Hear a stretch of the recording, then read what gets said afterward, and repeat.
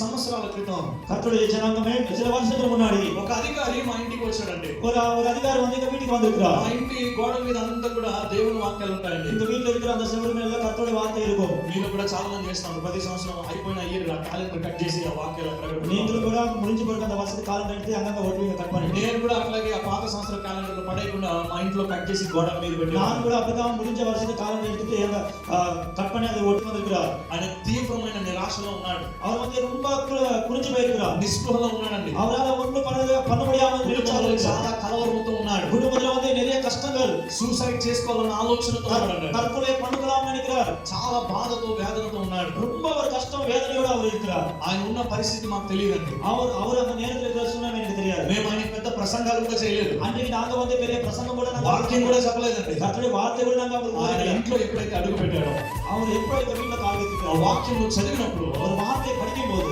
దేవుడు వాక్యం ద్వారా ఆయనతో మాట్లాడాడు. கர்த்தர் அந்த வார்த்தை மூலமா அவரோட பேசியிருக்கிறார். ఆయన అన్నాడు, అయ్యా నేను మీ ఇంటిలోనికి ప్రవేశించిన తర్వాత அவர் சொல்றாரு, ஐயா நான் உங்க வீட்டுக்குள்ள வரும்போது ఆ వాక్యం చదివిన తర్వాత அந்த வார்த்தை படிச்சு முடிஞ்சு నా నిర్ణయాన్ని నా తీర్మానాన్ని నేను మార్చుకుంటున్నాను. என்னோட தீர்மானம் எல்லாம் நான் எடுத்திருக்கிறேன். ఇక్కడికి రావడానికి ముందుగా இங்க வரதுக்கு முன்னாடி నా పరిస్థితి చాలా ఆందోళనకరంగా ఉన్నది. என்னோட சூழ்நிலை ரொம்ப ஆந்தோலமா இருக்கிறது. అయినప్పటికీ కూడా ஆனாலும் கூட నా ఆలోచన నేను మార్చుకుంటున్నాను. என்னுடைய நினைவை நான் மாற்றி வைத்திருக்கிறேன். నేను నా సొంత తీర్మానాన్ని నేను తీసుకున్నాను. நான் சுயமாக என்னுடைய சொந்த தீர்மானம் எடுக்க மாட்டேன். దేవుని మీద ఆధారపడతాను. நான் கர்த்தர் மேல சார்ந்திருப்பேன். నా కొరకు ప్రార్థన చేయండి. எனக்காக ஜெபம் பண்ணுங்க.